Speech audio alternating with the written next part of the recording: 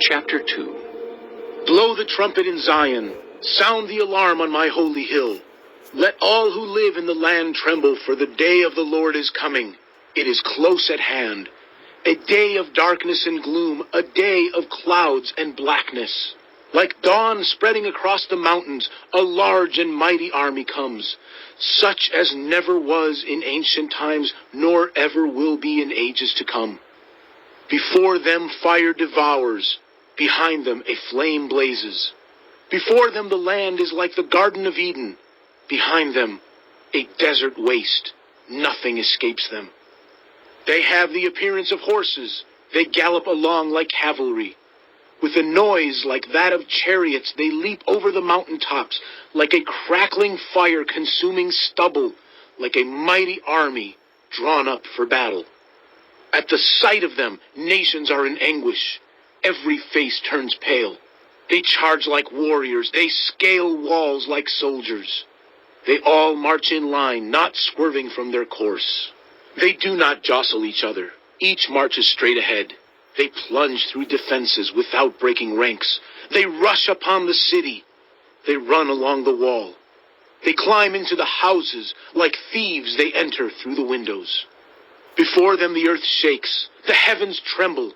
The sun and moon are darkened, and the stars no longer shine. The Lord thunders at the head of his army. His forces are beyond number, and mighty is the army that obeys his command. The day of the Lord is great. It is dreadful. Who can endure it? Even now, declares the Lord, return to me with all your heart, with fasting and weeping and mourning. Rend your heart and not your garments. Return to the Lord your God, for he is gracious and compassionate, slow to anger and abounding in love, and he relents from sending calamity. Who knows? He may turn and relent and leave behind a blessing, grain offerings and drink offerings for the Lord your God. Blow the trumpet in Zion, declare a holy fast, call a sacred assembly. Gather the people, consecrate the assembly. Bring together the elders, gather the children, those nursing at the breast. Let the bridegroom leave his room, and the bride her chamber. Let the priests who minister before the Lord weep between the portico and the altar. Let them say, Spare your people, Lord. Do not make your inheritance an object of scorn, a byword among the nations. Why should they say among the peoples, where is their God? Then the Lord was jealous for his land and took pity on his people. The Lord replied to them, I am sending you grain, new wine, and olive oil, enough to satisfy you fully. Never again will I make you an object of scorn to the nations. I will drive the northern horde far from you, pushing it into a parched and barren land.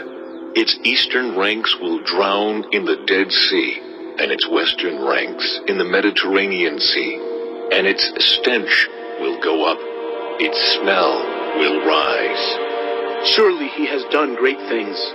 Do not be afraid, land of Judah. Be glad and rejoice.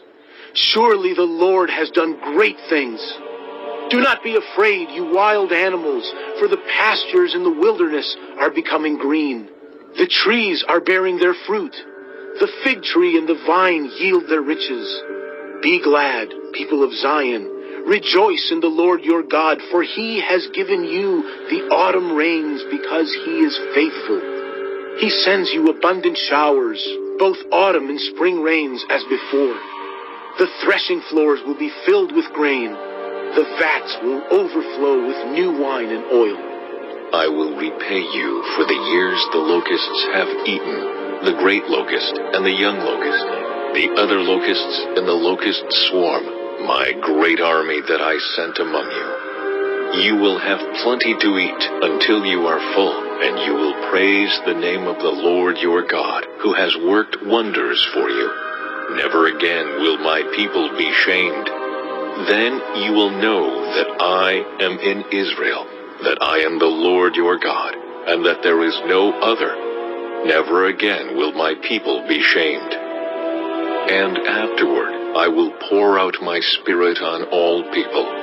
Your sons and daughters will prophesy. Your old men will dream dreams. Your young men will see visions.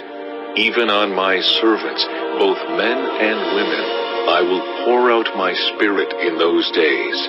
I will show wonders in the heavens and on the earth, blood and fire and billows of smoke.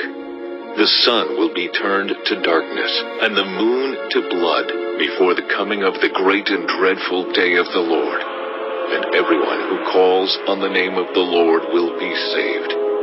For on Mount Zion and in Jerusalem there will be deliverance, as the Lord has said, even among the survivors whom the Lord calls.